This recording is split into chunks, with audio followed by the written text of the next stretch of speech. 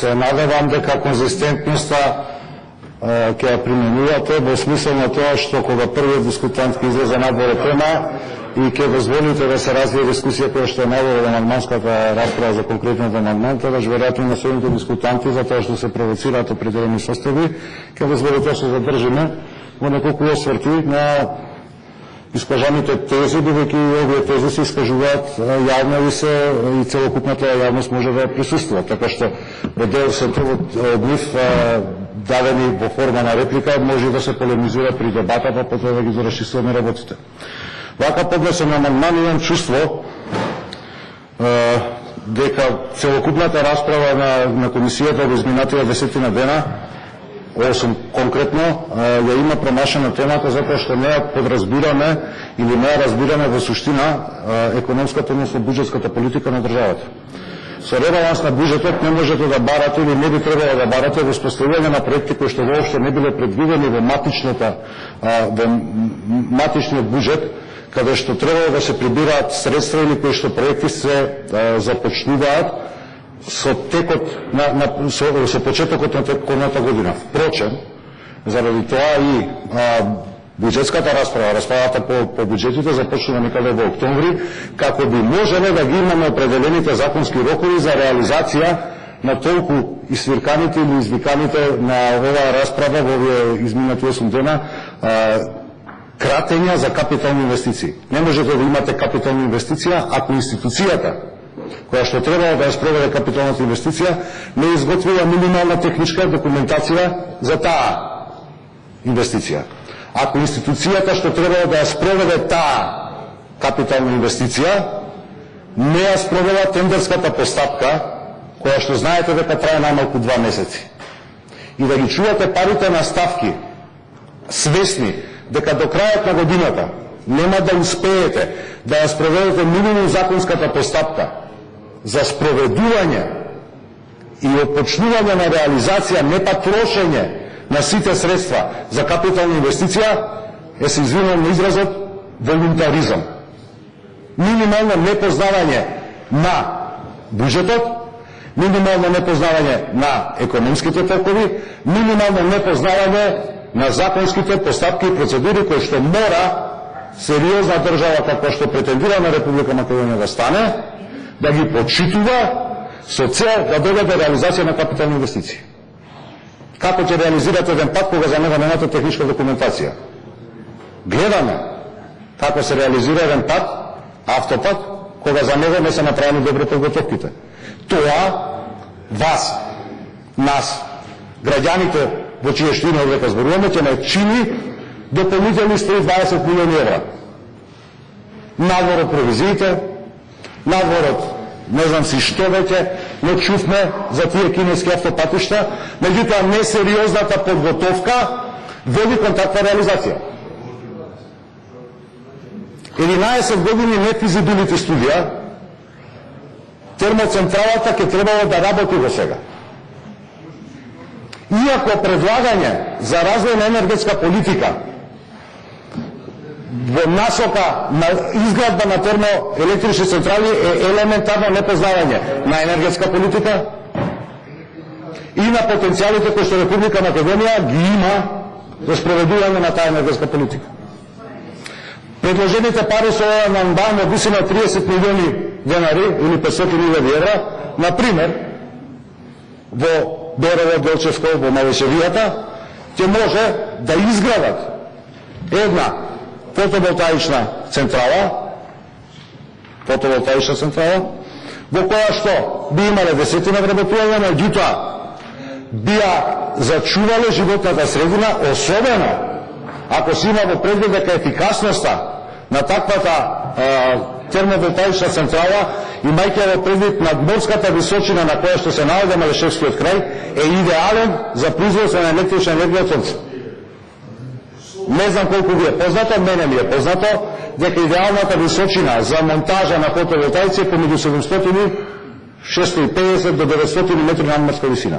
Нешто што вие, што потекнувате од Малешевијата, треба да ви е познато дека е во просекот на височината во Малешевијата.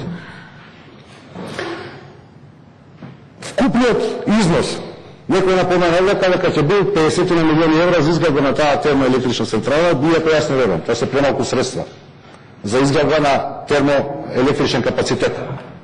Меѓутоа, ќе земам здраво за готово дека 50 милиона се доволни. Со 50 милиона, знам дека не се, значи јас сум убеден дека не се, меѓутоа тука е спомена некој, дека ќе чини 50 милиона, чини многу повеќе. Значи чини многу повеќе. Чини многу повеќе, меѓутоа велам, ќе ја прифатам сумата во износ од 50 милиони евра, здраво за готово дека е потреба за да се изгради капацитетот за чија што физибилити студија се бара со овој амандман. Во таа варијанта,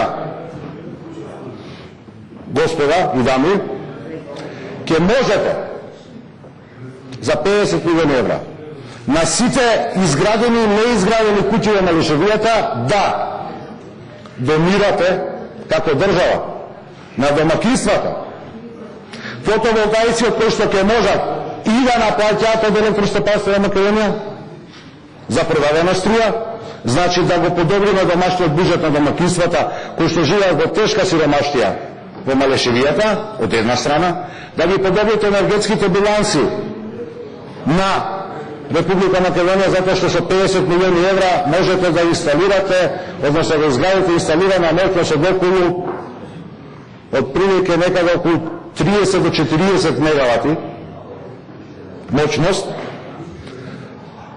и да тие луѓе во комбинација со фотоволтаикот им ги намалиме животните трошоци затоа што нема плаќа за електрична енергија. Ќе остваруваат бенефит.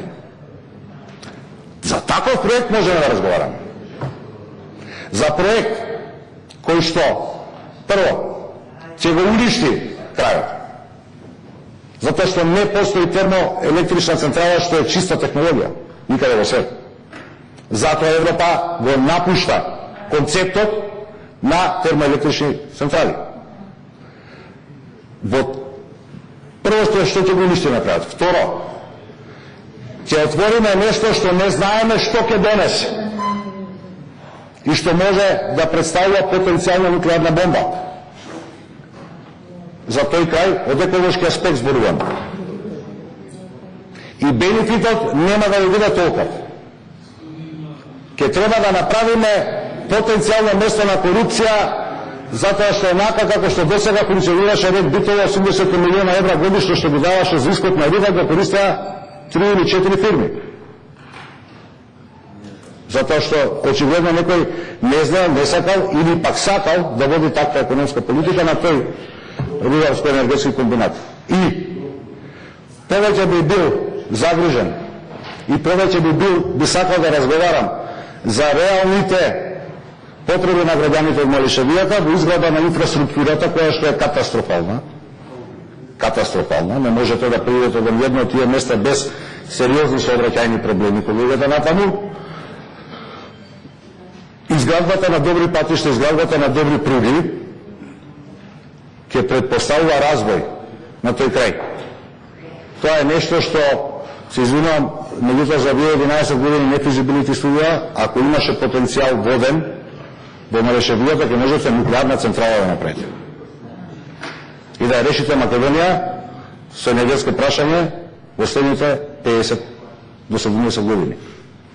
Лицемерие е од аспект на владеачка партија во некаде околу 10,5 години, бидам честен до крај. Од една страна како владеачка структура, од друга страна како партија која што го скрои буџетот, за чиј што ребаланс сега разговараме. Да со крокодилски солзи нудиме загриженост за граѓаните и за развојот на регионите во Македонија. Повторно ќе кажам, во овие 11 години не студијата. Централата веќе ќе требаше да биде минато. 2020 на Европската унија подразбира дека во 2020 година земјите членки на Европската унија треба најмалку 20% од произведената електрична енергија да имаат обновливи извори. Јас имав едно лично искуство, бизнес искуство. Во обид да во Република Македонија со приватен капитал изградам таков капацитет. Владимир Хисарско. На крај, нормално, бидејќи не бев дел од оваа владеачка структура, тој обид беше неуспешен, токму заради тоа што еден од безпасошните министри од поранешната влада на ВМРО ДПМН имаше само монопол во изградбата на фотоволтаични централи и никој без негов изум не можеше да дојде до дозвола, не можеше да дојде до пристојна фитинг тарифа.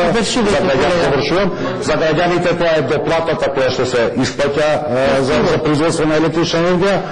Така што дајте да ги подобриме во таа насока размислувањата, енергетските политики на државата и буџетските трошења за изградба на реална инфраструктура. Завршувам реченицата, за изградба на реална инфраструктура, за задоволување на инфраструктура што ќе ги задоволи минималните потреби кои што луѓето, особено во малошевијата, ги немаат во форма на пат, во форма на болници, во форма на училишта. Потоа да разговараме паралелно во тој крај да ја развиеме енергетската политика, меѓутоа на многу по-инаков, по-еколошки, по-прифатлив и за граѓаните по-исплатлив начин.